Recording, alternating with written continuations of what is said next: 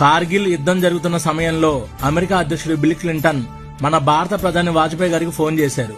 పాకిస్తాన్ ప్రధానమంత్రి మా దగ్గరకు వచ్చారు, మీరు కూడా రండి, కూర్చొని మాట్లాడుకున్నా అని చెప్పారు. అప్పుడు వాజ్పేయి గారు ఇలా అన్నారు, నేను మీకు ఒకే ఒక విషయం చెప్తున్నాను, పాకిస్తాన్ చేతిలో నా భారత భూమి గజం ఉన్నా సరే నేను మాట్లాడను. పాకిస్తాన్ వాళ్ళు నా భారత భూభాగం నుండి వెనక్కి వెళ్లే వరకు యుద్ధం కొనసాగుతూనే ఉంటుంది. యుద్ధం ముగిసే వరకు నేను అమెరికాకి రాను.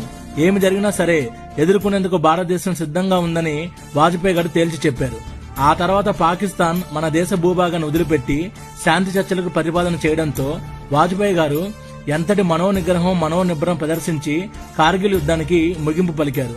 నిజంగా అండి, వాజ్పేయి గారు ఒక కర్మయోగి, నికాసైన దేశభక్తుడు. పాకిస్తాన్ భారత్ పై ఎన్ని మిసైల్స్ వదిలినా భారత్ కి హాని జరగదు. కానీ ఆ మరుసటి రోజు భారత్ వేసే అణుబాంబుకి పాకిస్తాన్ సూర్యోదయం చూడదని చెప్పిన గొప్ప దేశభక్తుడు వాజ్పేయి గారు.